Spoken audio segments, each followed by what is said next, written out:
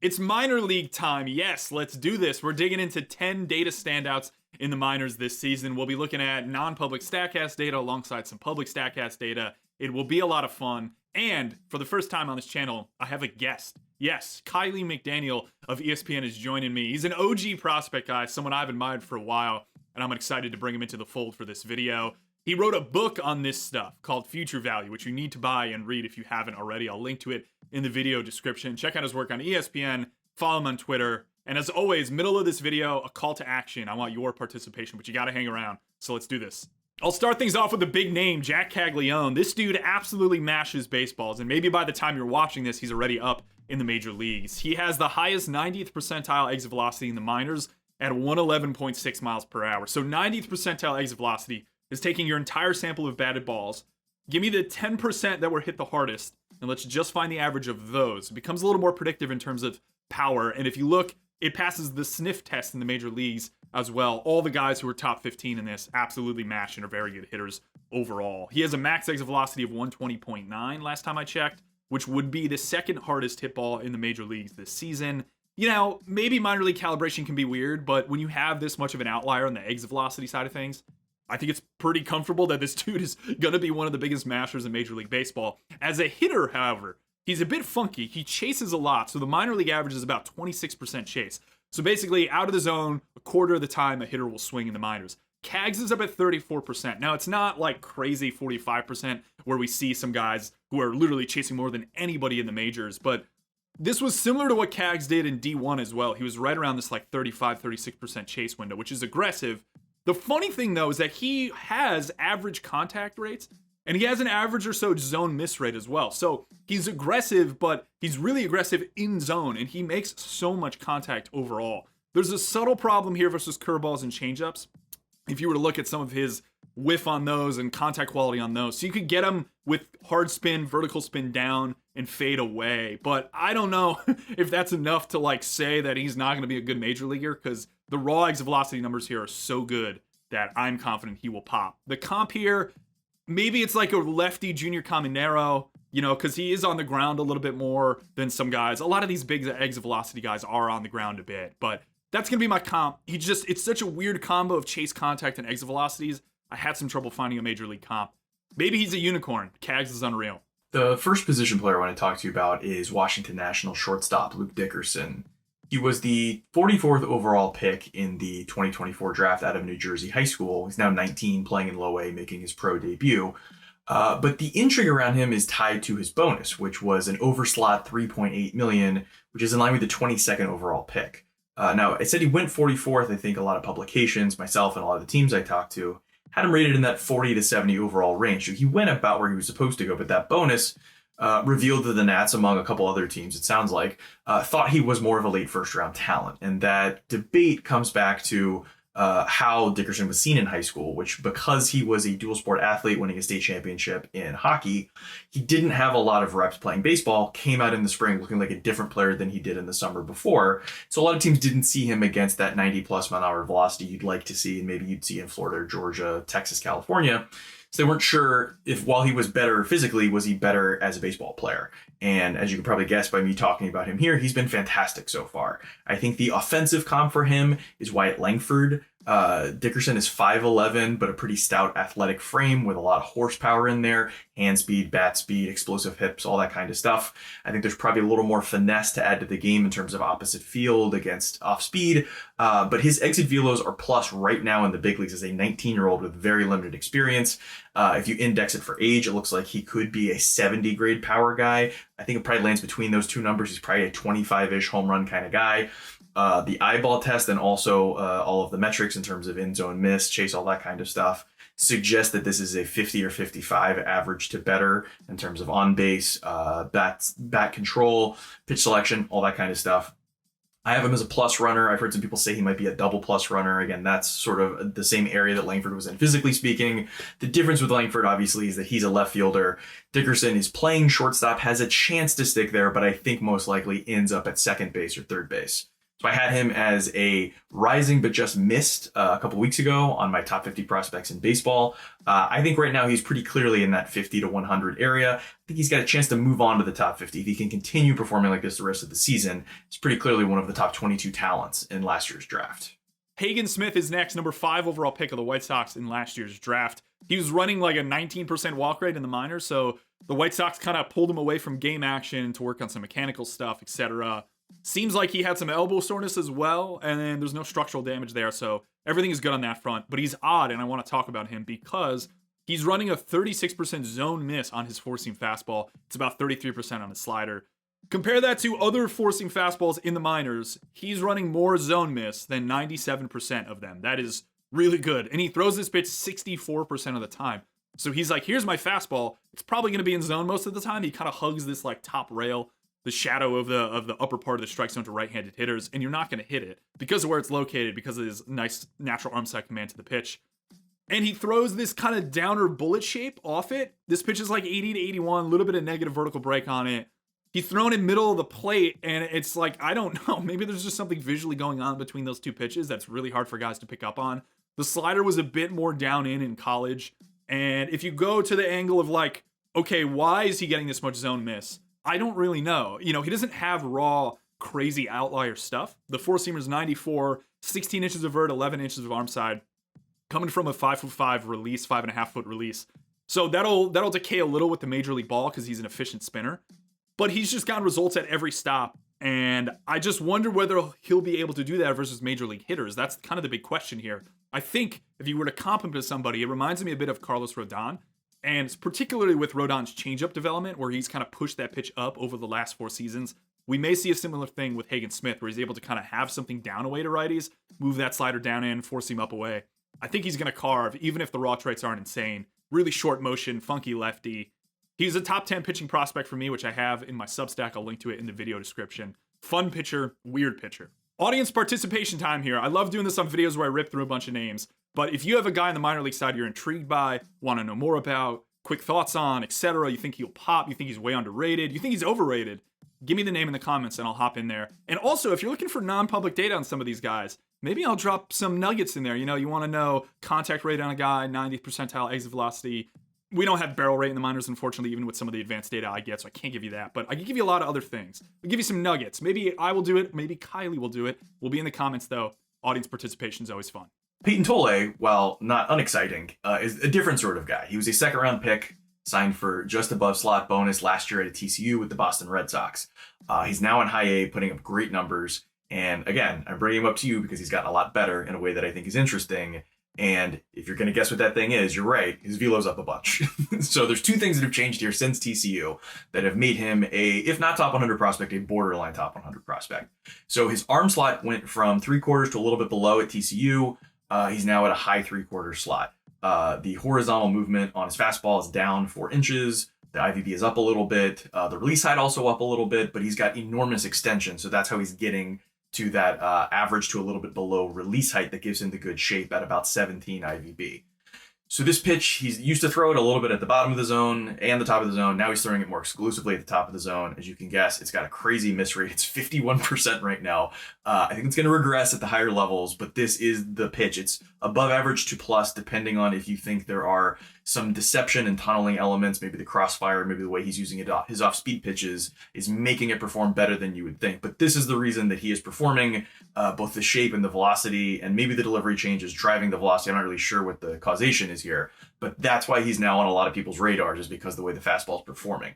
Slider and the changeup, both good pitches. I would say the slider is basically average. It's performing a little better than average. The shape is a little bit worse than average. I'd say calling it average, probably safe. The changeup, he didn't throw a ton in college. He's throwing it more now. The locations are good. The shape is average to a little bit above. I'd say that's slightly better than the slider going forward. I think there's a little more room for improvement because he hasn't thrown it as much. But it's also right around average. So while I don't necessarily think that he is run him up the flagpole, this guy's top half of the top 100, I think he has gone from somewhat generic back-end starter that could eat some innings and, save the bullpen, to a guy that might be in that, third, fourth starter area, which again doesn't sound exciting to a lot of fans, but these guys signed for $15 or $20 million a year. So if he can play the league minimum for 3 years and then 3 more discounted arbitration that then frees up the Red Sox to spend $15-20 million on somebody else. And so finding that within a year in the second round is a great find for the Red Sox. Mystery time here. Jacob Misiorowski found his command. I can't figure out why, but it has sent his stock soaring, in my opinion. The question with him had always been, will he get in zone enough to not be a reliever and be a starting pitcher? And it appears he's doing that. I want to focus on right-handed hitters in particular. This season, he's up to a 67% strike rate, 57% zone rate overall versus that handedness. You go back to last year, he was 46% zone, 56% strike, basically a reliever, right? Or a really outlier starting pitcher. So that righty jump for him has been incredibly impressive. And he started mixing in this cutter shape. This pitch is like 93 miles per hour, 7 inches of vert, a little bit of glove side to it. It's a really strong shape. It's going to grade out plus overall. He started mixing this in at the end of last year, and this year he's jacked it up to like 24% usage. So I thought that was it. And I do think that's helping his mix overall to have something that's in zone more than his four-seam fastball.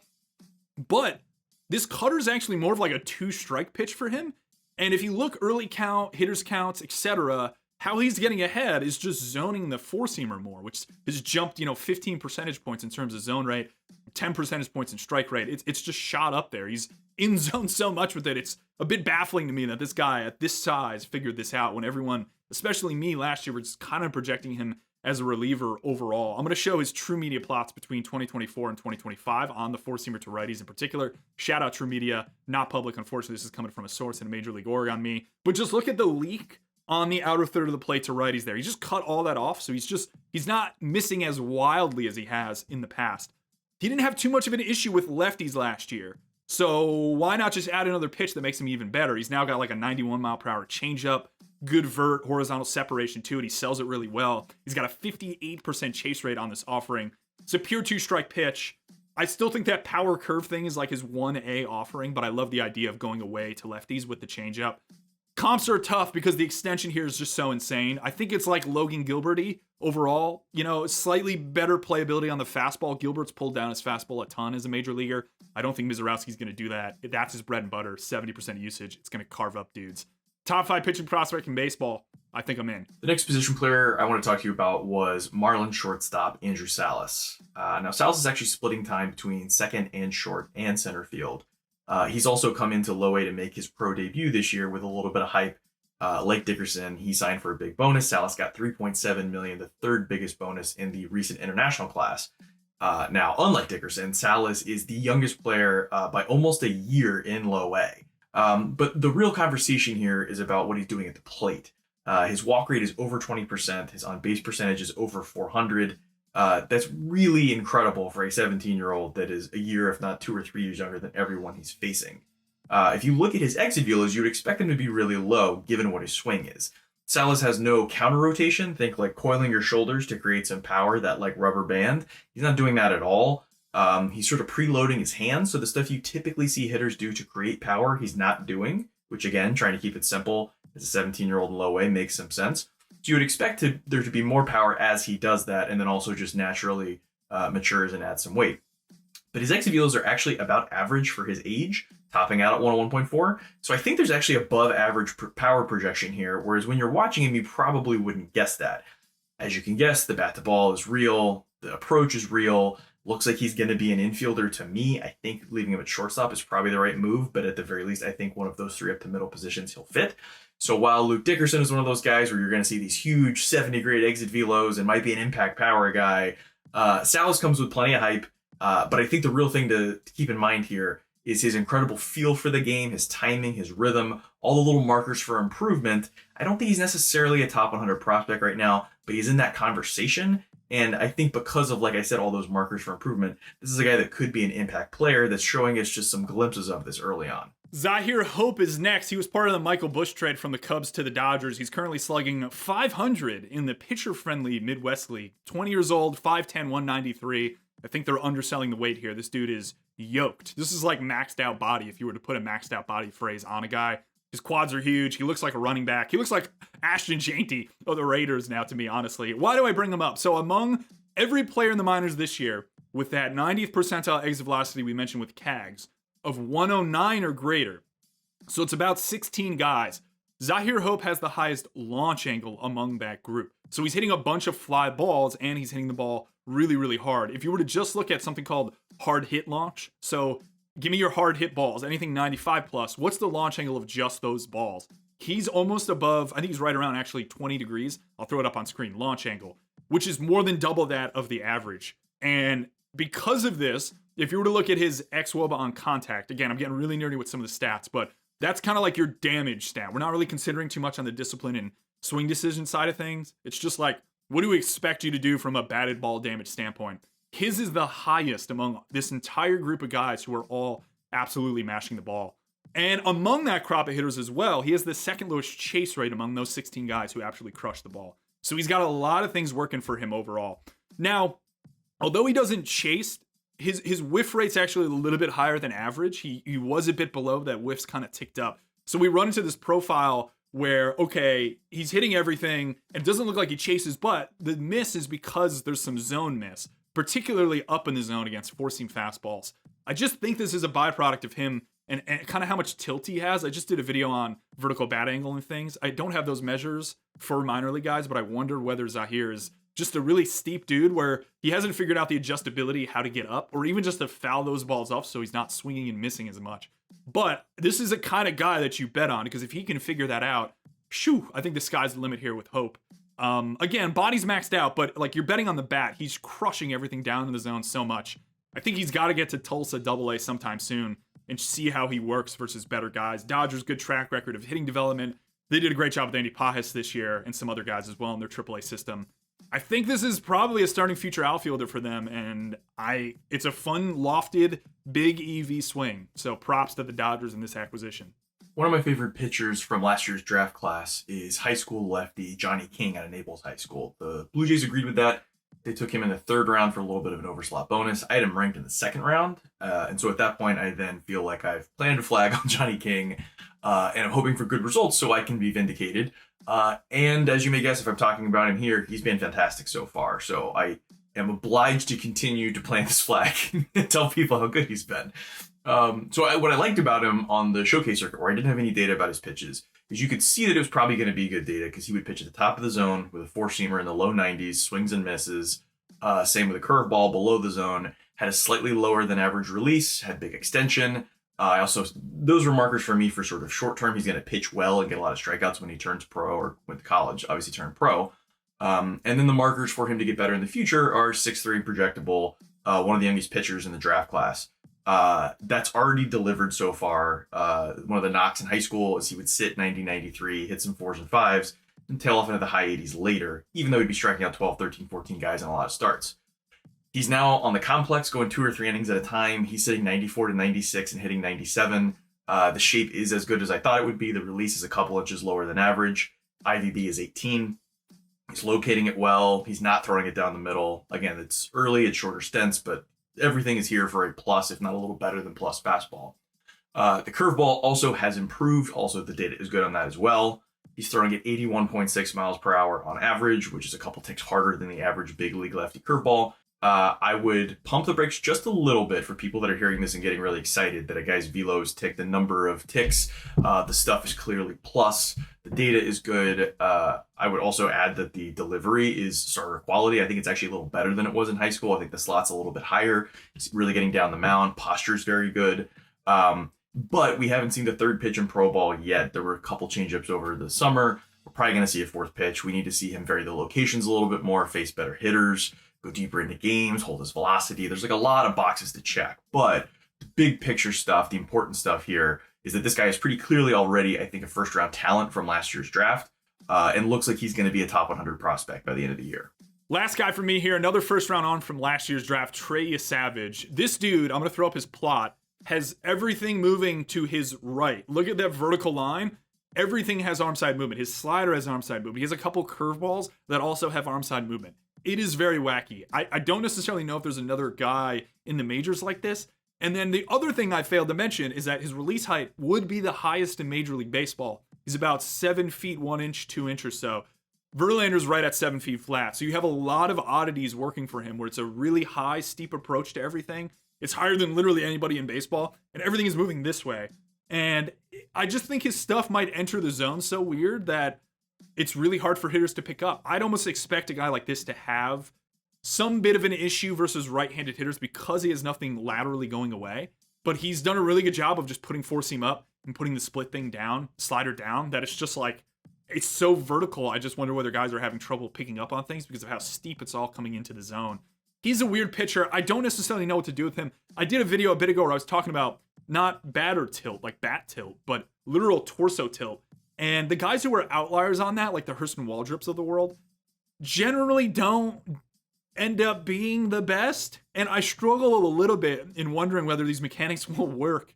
I feel like he fell in the draft a little potentially because of some medical stuff, but he's wacky, man. I don't entirely, and the velo's good here too. He's 94.5 on the fastball, slider's like 87, splits 85, and then that weird curveball he just throws occasionally. He's out of zone a bit. There's a lot of weird yellowy flags, but the results have been so good. I'm fascinated to see how he looks when he jumps up to like New Hampshire AA in the Eastern League and stuff. Because it could work. I think it could work. He could just be enough of an anomaly that it works. Comps here, I like raw Stripling a bit with more velocity. But again, Stripling could get to a glove side curveball. Pavetta too is another one that I come up with, but that's more of like a pure carry fastball. Similar, but then he figured out a sweeper. I don't think that Yesavage has the same like wrist talent to get a sweeper. Could be totally wrong. Fascinated to see how this guy develops. Ryan Sloan was another personal favorite high school pitcher in last year's draft. The Seattle Mariners took him 55th overall, signed him for an overslot $3 million bonus. And like Johnny King, the early results have been fantastic at pro ball. Sloan's in low A, is sitting 93 to 97, touching 98, pretty similar to his best velocity from his high school days. One of the concerns on him, the reason he got to that 55th pick, is some scouts worried, based on the results in high school games, that his fastball was a little too hittable, the shape wasn't great. Now that we have the data, we can see that it's a cut carry shape. It's averaging 15 IVB now. It's been ticking up a little bit from 14 earlier in the year, 7.5 arm side, releases a couple inches below average. So the shape is pretty good. The velocity is very good. I think this is a plus velocity that can play as an above average pitch. The results have been above average so far. It's locating it well. And I had one analyst on another team tell me they thought part of the reason the IVB has been getting better throughout the year is that he's been getting more consistent with his lower half, which is helping the lift on the pitch with the consistency in his delivery. One of the other concerns with Sloan in the draft was that his breaking ball wasn't very good. It sounds like Seattle has given him a different shape, a sweeper, that he actually has a pretty good capacity to create this shape, and is throwing it at 84 miles an hour on average with 14 inches of sweep, above average to plus pitch. He's locating it well, above average to plus results. I think this is one of those concerns that maybe just needed a little bit of development, and I think if everybody had all the data going into the draft of what he was doing in the spring, this might have been a little bit easier to crack. One of the things that would be agreed on with Sloan in high school was that the changeup was a knockout pitch. Now, I think because he's working on the fastball shape and location and working on this new breaking ball, I think that's why he's not throwing the changeup quite as much, and he's throwing it almost exclusively as a chase pitch below the zone and spiking it in the dirt a little bit. So I think the miss rate is actually going to move up from where it is right now, just given how much he's using it. How is a field pitch you have to use a lot to get a feel for. The locations aren't fantastic. I think it's still an above average, maybe plus pitch, like it was projected at high school. Just hasn't really been that this year. But more importantly, he's been trying to work on the fastball and the breaking ball. He's throwing them a lot, and they're succeeding. I think Sloan is probably a late top 100 guy right now. And as he's addressing these concerns, he's a guy that's really into the data and making adjustments. Seattle is a team that's very good at helping guys with these sorts of issues. I think this guy looks like a potential mid-rotation prospect. All right, that's what I got for you. 10 names here between myself and Kiley. Again, buy Kiley's book. Follow his stuff on ESPN. Follow him on Twitter. He's a great dude. If this gets good reception, maybe I'll have him back for some other stuff. Super knowledgeable guy. Really appreciate him jumping in here and talking ball with me. As always, thanks for watching.